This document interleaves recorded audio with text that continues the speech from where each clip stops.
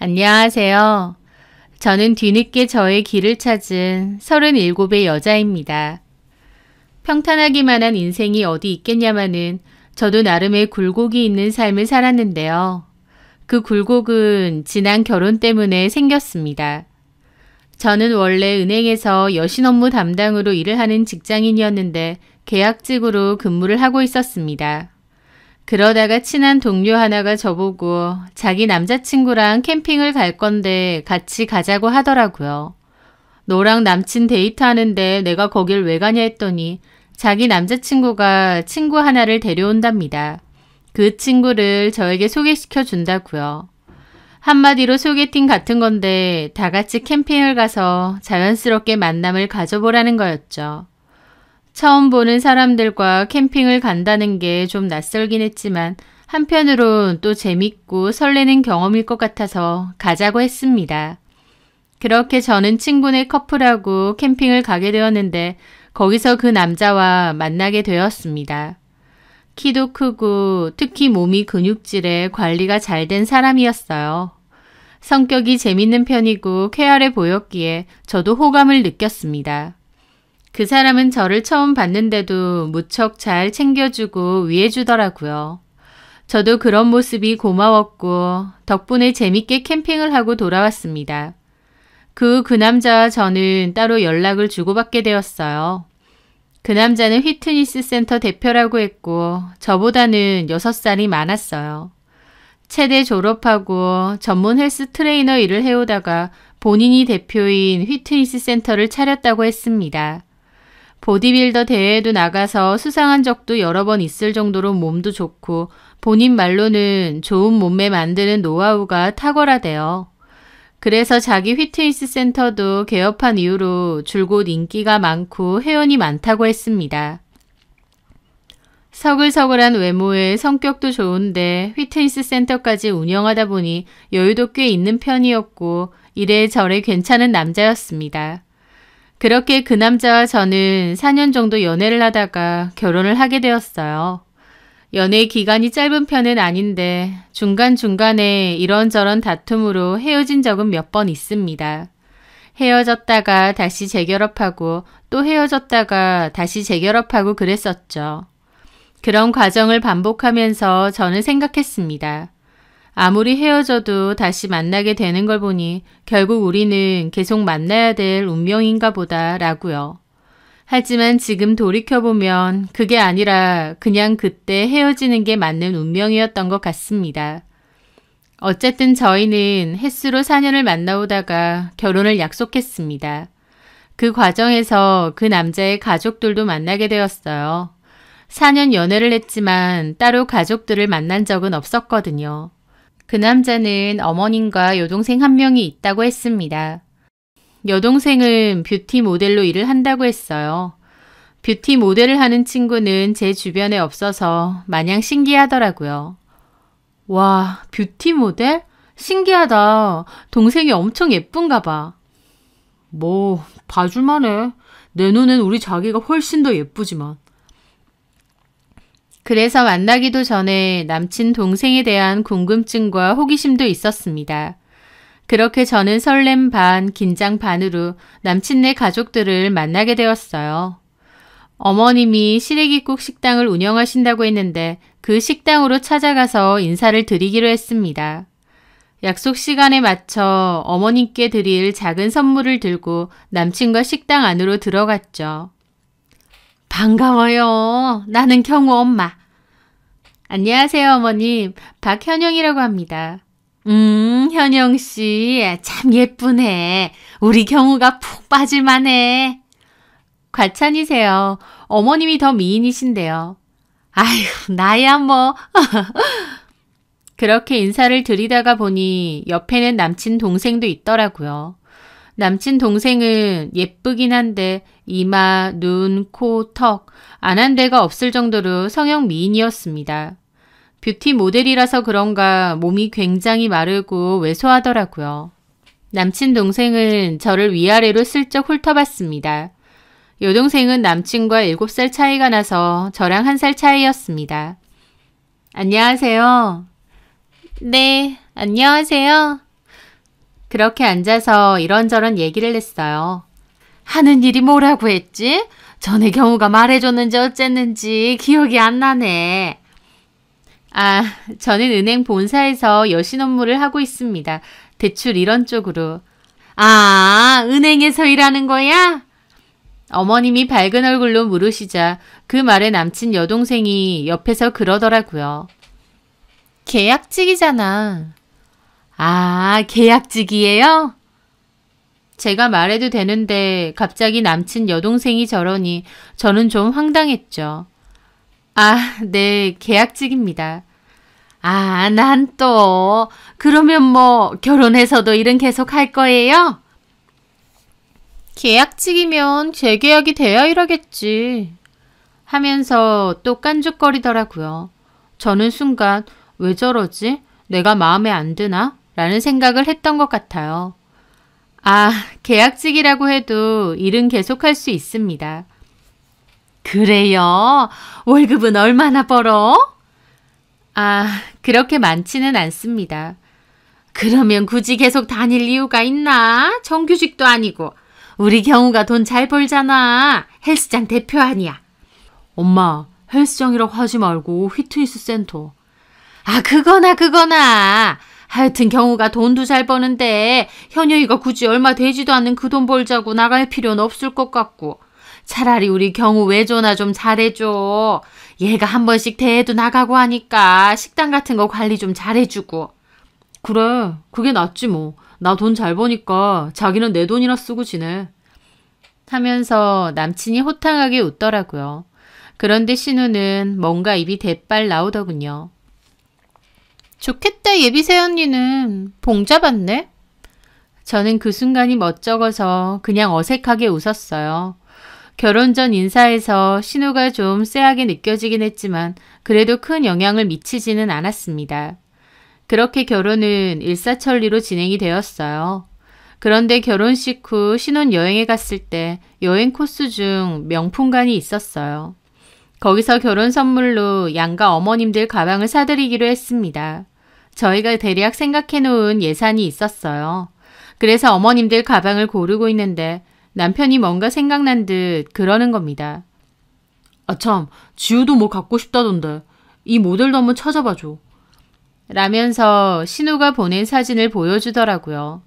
직원에게 물어보니 신우가 고른 가방은 너무 고가인 겁니다. 양가 어머님 가방 2개를 다 합쳐야 될 금액이니까요.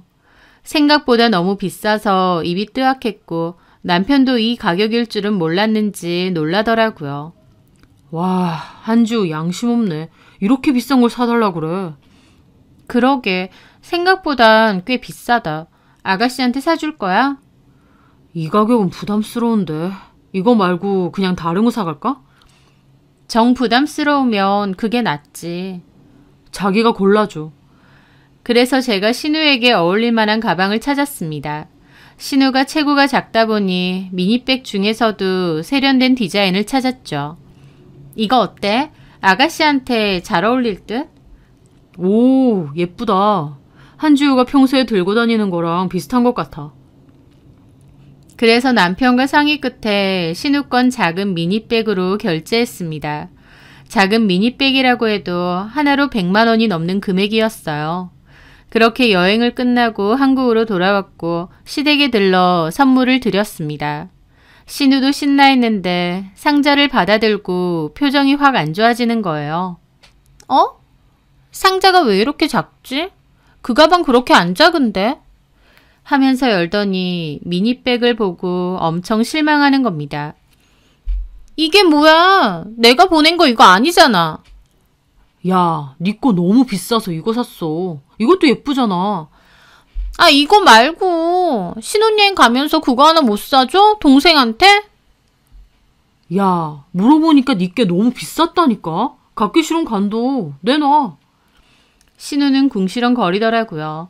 저 가방도 꽤 비싼 거고 괜찮았는데 본인 원한 가방이 아니라고 입이 대빨 나온 거였습니다. 그러더니 저한테 불똥이 튀더라고요. 새언니도 가방 샀죠? 뭐 샀어요? 네? 아, 저는... 혹시 지금 들고 온 이거? 이거 샀어요? 네, 저도 하나. 헐, 이것도 비싼 건데. 이것도 비싼 거야? 내가 보내준 거랑 가격 비슷해. 아니에요. 그것보다는 훨씬 싼 거예요. 신우는 제 가방을 보더니 입이 대빨 나오더라고요. 그러더니 제 가방을 던지듯이 돌려주는 겁니다.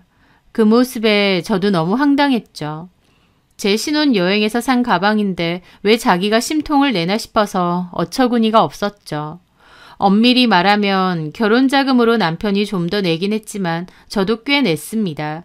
그래서 따지고 보면 일방적으로 남편이 사준 것만도 아니에요. 공동의 돈으로 선물을 마련한 것이니까요. 그런데 심술 부리면서 제 가방을 던지길래 저도 기분이 확 상하더라고요. 뭐 이런 싸가지가 다 있나 싶고요. 그런데 잠시 후 남편이 담배를 피러 밖으로 나갔을 때였습니다.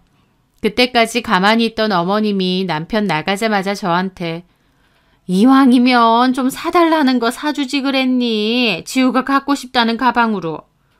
내 말이 언니는 이런 거 사고 나는 꼴랑 이거 사줘요? 하면서 저한테 따지는 겁니다.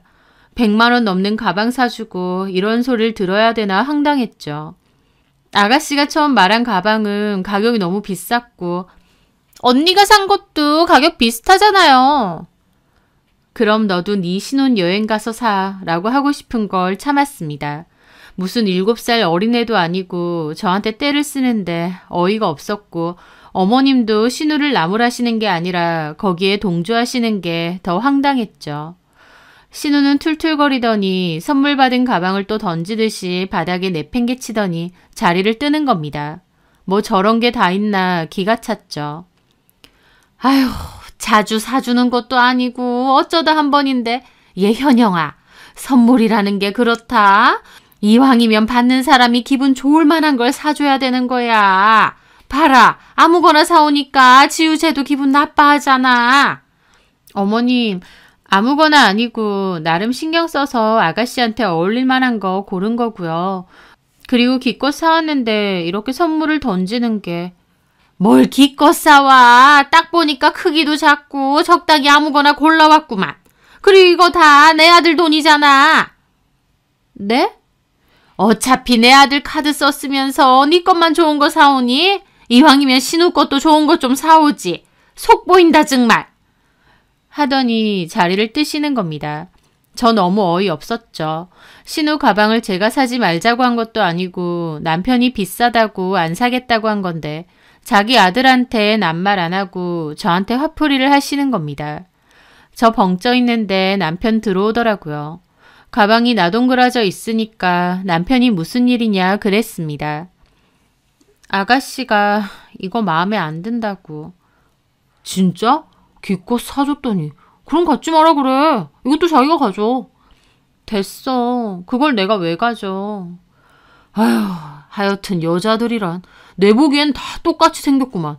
에휴, 냅둬. 지 사준 거니까 지가 알아서 하겠지. 그렇게 분위기 엉망이 된 채로 인사드리고 시댁을 떠났습니다. 저희 나갈 때까지 신우는 삐졌다고 시위하는 건지 집 방에서 나오지도 않더라고요. 집으로 가는 길에 제가 기분이 상해서 물었죠.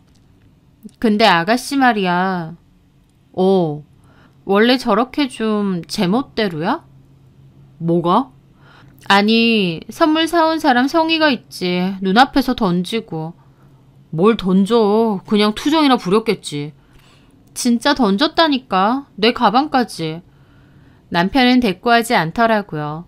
그래도 지 동생이라고 안 좋게 말하려고 하니 기분 상한 얼굴이었습니다. 그래서 저도 더 이상 말 안 하고 그냥 말았죠. 그때를 시작으로 신우는 저를 몹시 싫어했습니다. 제가 하는 건 뭐든지 딴지를 잘 걸고 빈정거렸죠. 시댁에 가서 음식 준비를 하고 있으면 제가 무슨 음식 만드는지 멀리서 뻔히 보고 있습니다.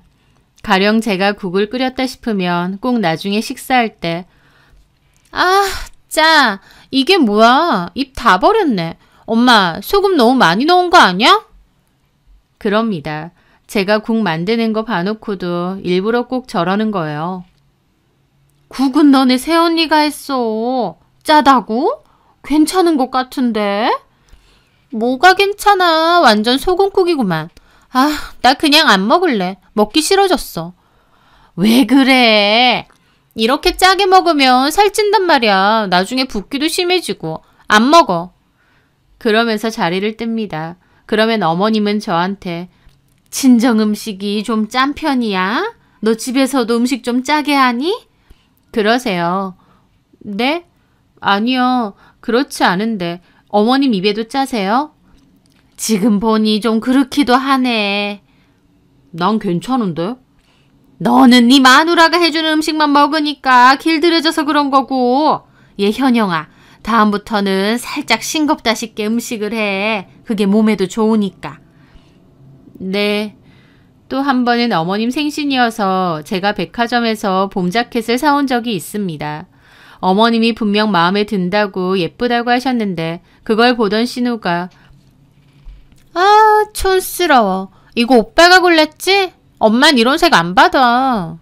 그러는 겁니다. 그 말에 어머님도 신우 말에 동조하시고요. 그래? 촌스러워? 엄마하고 너무 안 어울려. 남이 입던 거 갖고 온 것 같아. 이런 걸 왜 고르지? 아니, 그 정도야? 그러고 보니 좀 별론 것 같기도 하고. 얘 현영아, 다음부터는 네가 직접 사지 말고 차라리 나를 데리고 가든가 아니면 상품권을 다오. 나 이거 안 입은 것 같은데 반품하게 영수증 있니? 그러는 겁니다. 신우는 제가 고른 것 뻔히 알면서 일부러 저렇게 말하는 겁니다. 저는 진짜 제가 왜 저러지 싶더라고요. 신우는 저하고 직접적으로 말은 안 섞는데 저런 식으로 어머님을 이용해 돌려서 저를 잘 깎아내렸어요. 저거 당해보면 진짜 얄밉고 짜증이 납니다. 저런 적이 한두 번이 아니니까요. 저도 신우에 대한 감정이 좋지 않고 신우 생각만 해도 짜증이 날 지경이었습니다. 저는 한 번씩 기분이 상할 때마다 남편에게 하소연을 하려고 했는데 남편도 자기 가족이라고 제가 신우 얘기 한마디라도 하려 치면 입 꾹 닫고 안 듣더라고요. 지네 동생이 저렇게 나한테 싸가지 없게 구는데 모른 척하고 저도 너무 빈정이 상했죠. 그러다가 그것까지 발견했습니다. 집에는 남편이 휘트니스 센터 블로그 운영할 때 사용하는 노트북이 있는데요. 주로 남편이 쓰고 저는 잘 안 씁니다. 그런데 하루는 제가 뭘 확인할 게 있어서 노트북을 켜려고 하는데 화면이 바로 열리는 거예요. 아마 남편이 노트북을 사용하고 나서 안 끈 것 같았죠. 그래서 저는 별 생각 없이 제가 쓰려고 하는데 바탕화면에 카톡 대화창이 열려 있었습니다. 그런데 거기에 신우랑 나눈 대화도 있더라고요. 처음엔 남편의 사생활이니까 그냥 닫으려고 했는데 대화가 뭔가 거슬려서 보게 되었어요. 그랬더니 신우가 그 대화창에 저를 까내리고 있더라고요. 오빠 쎄 빠지게 일해서 남 좋은 일 하네. 그게 뭔 소리? 새언니 오빠가 버는 돈으로 집에서 놀고 먹잖아. 새언니 팔자 진짜 좋아. 집에서 놀고 먹으면서 오빠 센터 가서 운동하고. 부럽냐? 부럽지. 근데 오빠 가족들한테도 좀 잘해. 특히 하나밖에 없는 동생한테도. 지금도 잘해주는 것 같은데? 오빠 마누라만 그만 챙기고 나도 좀 챙겨달라고. 용돈도 좀 보내주고. 오빠 마누라한테만 돈 주면 다야? 알았어. 돈 좀 보내줄게. 너 요새 일 없냐? 요새는 일 좀 안 들어오네. 백수네. 죽을래? 백수는 오빠 마누라가 백수고 나는 프리랜서 모델이거든? 아니면 나도 남자 물어서 결혼이나 할까? 오빠 마누라처럼 집에서 놀고 먹게. 오빠, 근데 생활비 너무 많이 주지 마. 오빠 마누라 버릇 나빠지고 사치 심해져. 새언니 호칭도 아니고 오빠 마누라 거리면서 저 무시하고 싸가지 없게 말하는데 거기다 대고 남편은 뭐라고 하지도 않고 같이 웃고 있더라고요. 제가 자기 여동생에 대해서 뭐라고 할 땐 기분 나빠하면서 지네 여동생이 저 까내리는 건 잘도 받아주고 있는 겁니다. 남편도 저런 식이니까 신우가 더 아나무인으로 저 무시하는 거겠죠. 너무 기가 막혔고 저는 그 대화를 제 폰으로 다 찍었습니다. 그리고 그날 저녁 남편에게 화를 냈죠. 이것 봐. 당신 동생이 이렇게 싸가지 없게 말하면 당신이 뭐라고 해야 되는 거 아니야? 그런데 남편은 그 사진을 보더니 인상을 확 구기더라고요. 이거 내 카톡 대화창이잖아. 이걸 어떻게 찍었어? 내 카톡 훔쳐왔어? 일부러 본 게 아니라 노트북 켜져 있어서 야, 나 이런 거 딱 질색이야. 하면서 화를 내는 겁니다. 일부러 본 게 아니고 노트북 쓰려고 켜는데 켜져 있었다니까. 아, 어쨌든 남의 카톡을 왜 봐? 네 것도 내가 봐도 돼? 봐. 나는 이런 대화 한 적 없으니까. 지금 카톡 대화 본 게 중요해? 아가씨가 이렇게 싸가지 없게 구는데. 장난 좀 친 거 가지고 뭔 싸가지. 남의 여동생더러 싸가지 거리는 네가 더 싸가지야. 뭐? 지우는 너한테 신우야. 너야말로 말 좀 가려서 해. 툭하면 나한테 신우 욕하려고 하고. 너 왜 그래? 나랑 지우 사이 이간질하면 뭐가 좋은데? 이간질은 뭔 이간질이야. 네 동생이야말로 나한테 오빠 마누라 어쩌고 그러고 백순이 버릇 나빠진다느니 이딴 소리 하는데 동생한테 뭐라고 못할 망정 나한테 말을 가려서 하라고? 얘가 성격이 솔직해서 그런 거지. 별걸로 다 기분 나빠하고 있어. 솔직? 그게 솔직한 거야? 무례한 거지? 아, 그만 좀 해. 내 동생한테 뭐 열등감 있어? 왜 툭하면 남의 동생 걸고 넘어지면서 뒷담하려고 하냐고. 뒷담은 네 여동생이 먼저 했다니까. 그 말에 남편이 갑자기 아악하고 짜증을 내더니 옆에 있던 핸드폰을 바닥으로 집어 던지는 겁니다. 그 모습에 저 너무 놀라서 얼어붙었죠. 저한테 던진 건 아니지만 그런 폭력적인 모습은 처음 봤거든요. 지금 뭐 하는 거야? 야, 너한테 네 친정 식구들 욕하면 기분 좋아? 적당히 좀 해. 한 번만 더 내 동생 욕해봐. 그러면서 나가더라고요. 저는 남편의 행동이 너무 기가 막혀서 멍하게 있었죠. 그때가 결혼 시기로 치면 1년이 좀 넘었을 무렵인데요. 저는 남편의 그 행동을 보자마자 이혼이라는 단어를 떠올렸습니다. 지네 동생이 싸가지 없게 하는 것도 맞고 그걸로 제가 계속 스트레스 받으면서 지내는 것도 잘 알면서 끝까지 지네 동생 싸고 도는 걸 보는데 너무 정 떨어지고 거기다가 물건까지 집어 던지는 걸 보고 저 사람하고 계속 살아도 되는 건가 회의감이 들었어요. 저 결혼하고서 처음으로 이혼을 떠올린 것 같습니다. 그리고 짧은 제 결혼 생활을 돌아봤어요. 막상 결혼하고 보니 남편은 제 생각 이상으로 이기적이고 자기한테만 모든 걸 맞춰주길 바랬어요. 친정은 거의 가지도 않는데 시댁은 자주 가길 바랬고 제가 집에 있다 보니 틈틈이 엄마 가게 가서 일을 도우라고 강요했죠. 등살에 못 이겨 몇 번 가서 일을 도운 적도 있는데요. 기본적으로 어머님 가게도 장사가 엄청 잘 되는 편은 아니라서 일손이 그렇게 필요하지도 않습니다. 그래서 가도 일 조금 하고 그냥 앉아있다가 오는 경우가 많아요. 그런데도 제가 집에 있는 게 싫은 건지 엄마 가게라도 나가라, 엄마한테 좀 잘해라 그런 소리를 잘했습니다. 멀쩡히 회사 잘 다니는 사람 그만두라고 압박해서 그만두게 할 땐 언제고 이제는 집에 있는 게 보기 싫은 모양이었어요. 식단도 자기 먹는 거 저한테 똑같이 먹으라고 강요하고 운동도 억지로 강요를 많이 했습니다. 저 건강해지라고 하는 게 아니냐 그러는데 제가 피곤하다고 거절하면 엄청 기분 나빠하고요. 이런 게 반복되다 보니 어느 순간 저도 남편 눈치를 많이 보게 되고 남편이 하라는 대로 많이 따르고 있더라고요. 큰 소리 나고 분위기 엉망되는 게 싫으니까요.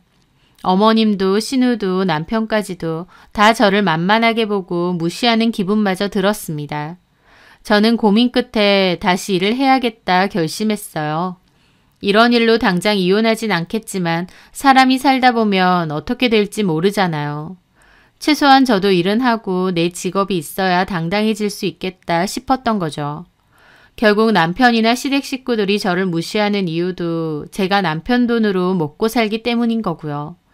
그래서 저는 다시 취업을 할 생각이었는데 남편은 또 반대하는 겁니다. 자기가 돈 잘 버는데 굳이 저한테 무슨 취업이냐며 차라리 빨리 아기 가질 생각을 하자는 거예요. 그렇게 남편과 좀 다투게 되었는데 결국 제가 졌고 취업 준비도 좀 미뤄두게 되었습니다.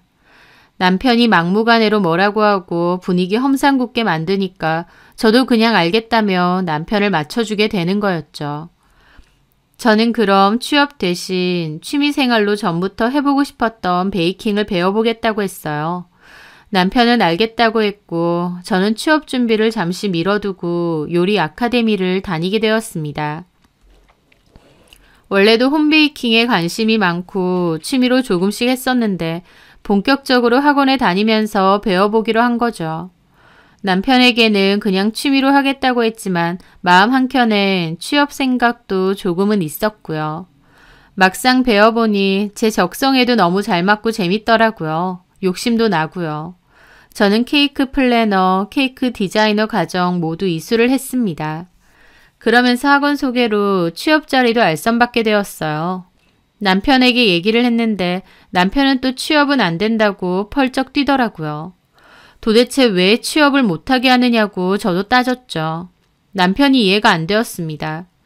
남편은 자기가 돈을 못 버는 것도 아닌데 왜 구태여 저까지 빵집 가서 일을 해야 되느냐고 하더라고요. 남편의 18번은 자기가 돈을 못 버는 것도 아닌데 였습니다. 근데 그 말도 웃긴 게 그렇다고 남편이 대단하게 잘 버는 것도 아니고 생활비를 많이 가져다 주는 것도 아닙니다. 피트니스 센터 운영하는 대표라고 하니 돈을 되게 잘 버는 것처럼 보이지만 실상은 그렇지도 않습니다. 센터 회원도 갈수록 떨어지고 센터 자체도 그렇게 영업이 잘 되는 것도 아니었어요. 남편 딴에는 블로그도 하고 유튜브도 하고 이래저래 홍보도 해보려고 했지만 남편 센터 근처에 가격도 훨씬 저렴하고 시설 좋은 센터들이 우후죽순으로 많이 들어왔고 남편 센터도 처음과 달리 갈수록 경쟁력이 떨어져 갔습니다. 그럼에도 남편은 그런 사실을 잘 받아들이지 않는 것 같았어요.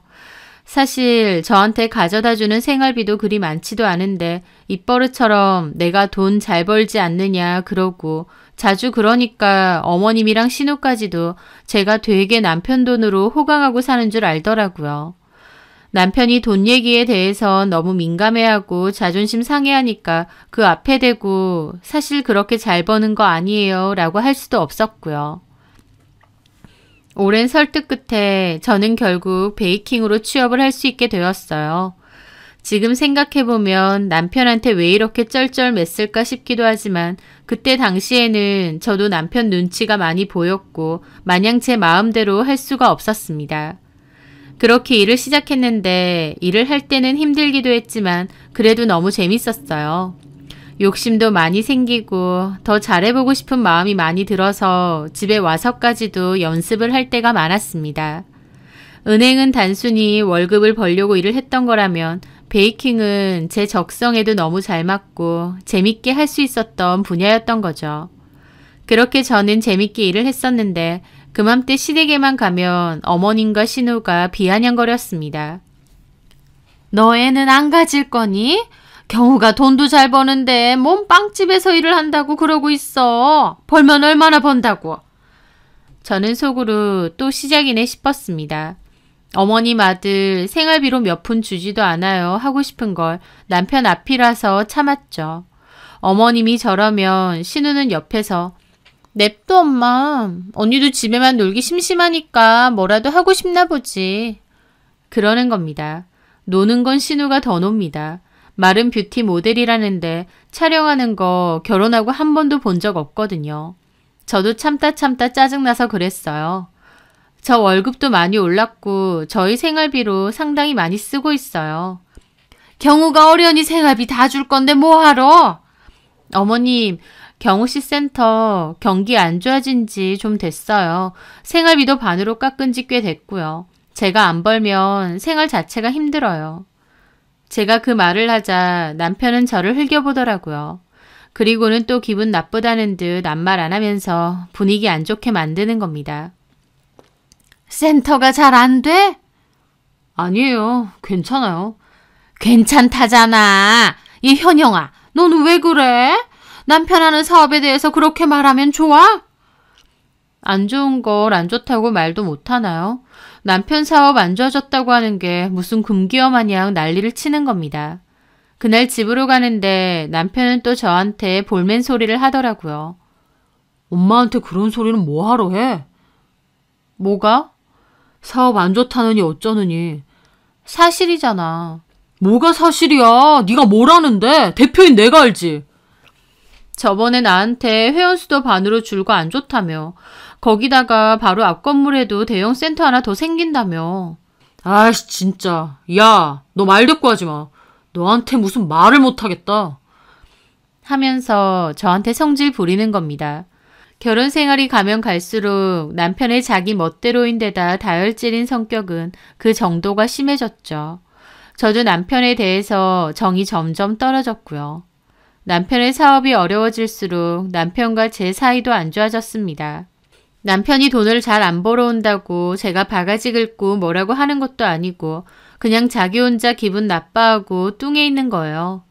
술 마시고 늦게 들어오는 날이 잦아졌고 운영에 어려움을 겪게 되니 대출도 자주 받게 되었습니다.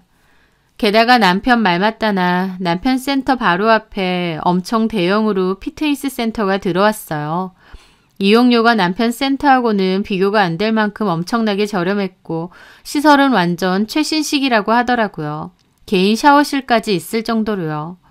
남편은 그 와중에도 자기는 최대의 전문 보디빌더 출신이라고 자기네 센터는 강사들이 더 좋다고 정신승리했지만 그마저도 새로운 센터의 직원들도 많이 뺏겼습니다.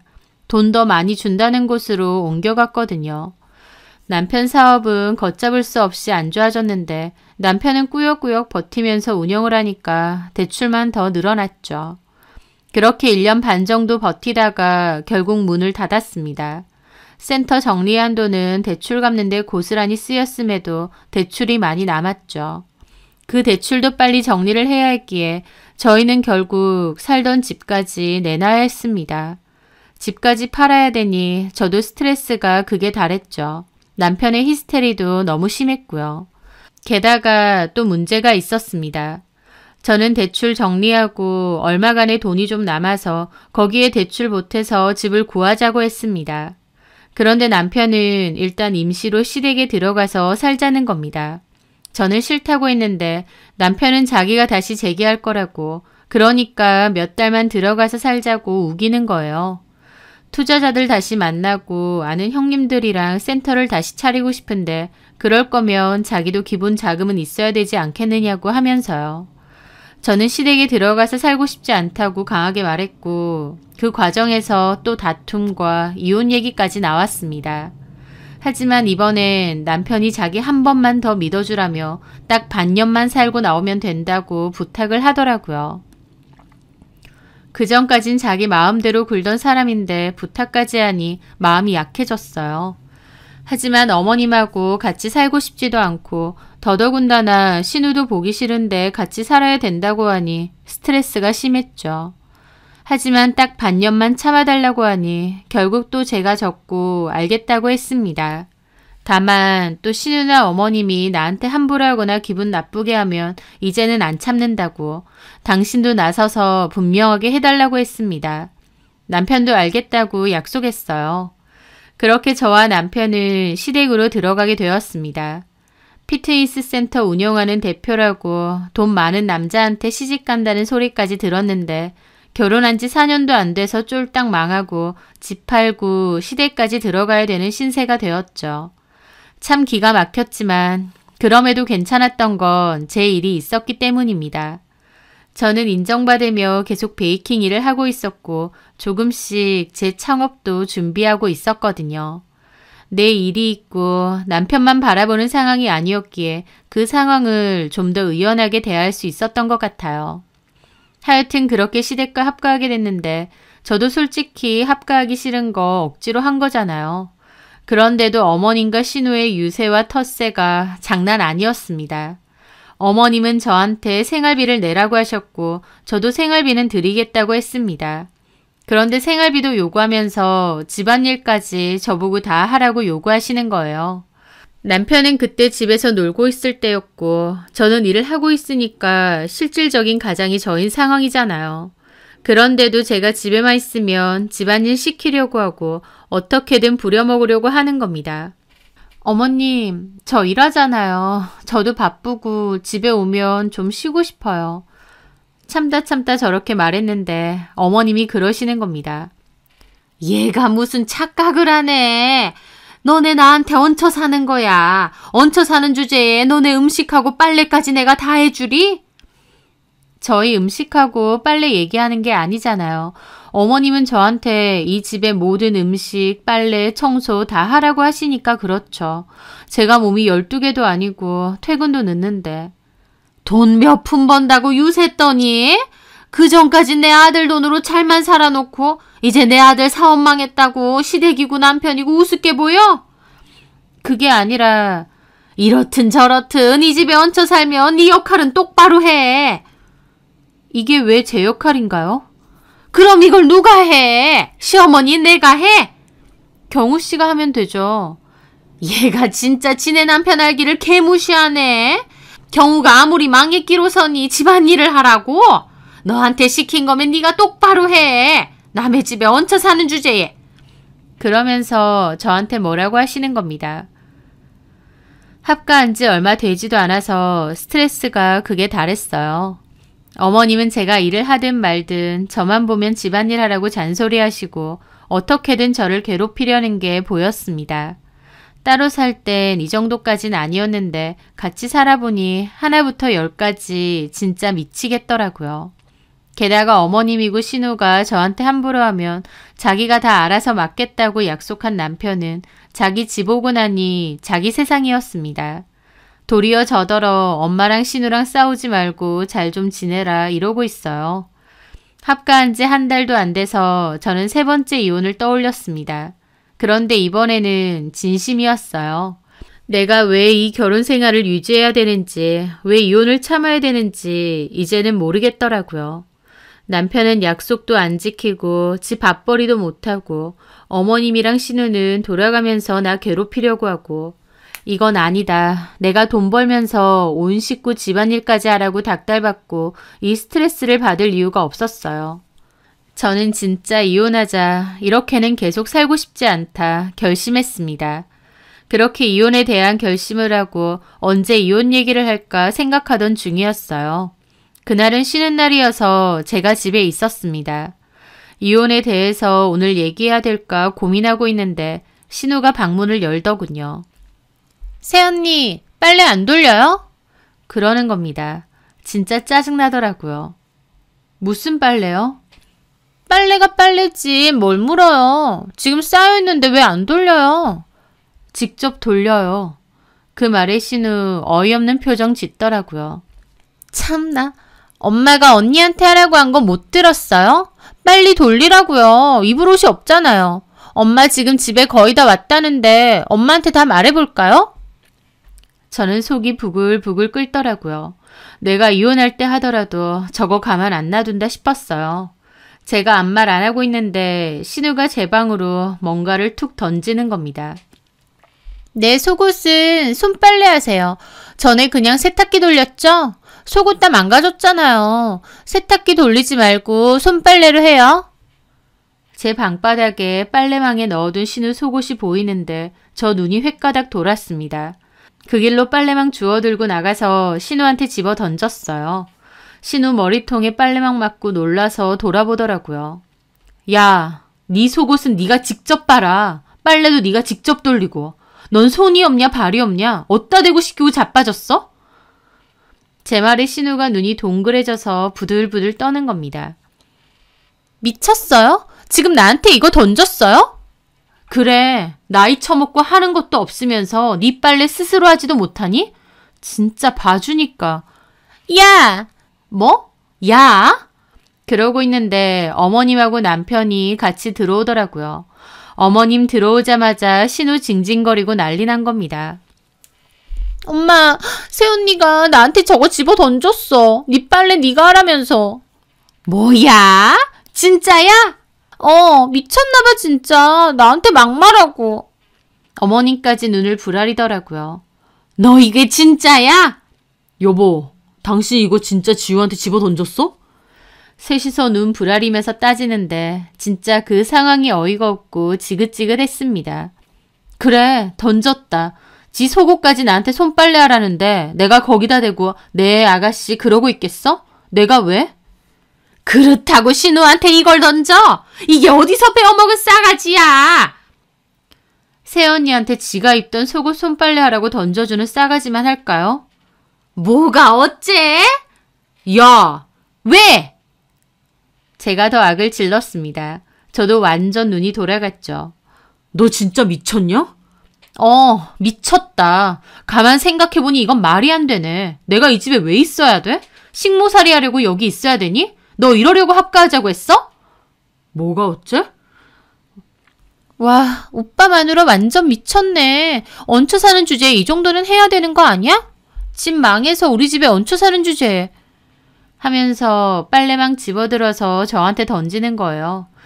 그 행동에 저 눈돌아서 신우 멱살 잡고 그대로 엎어치기 했습니다.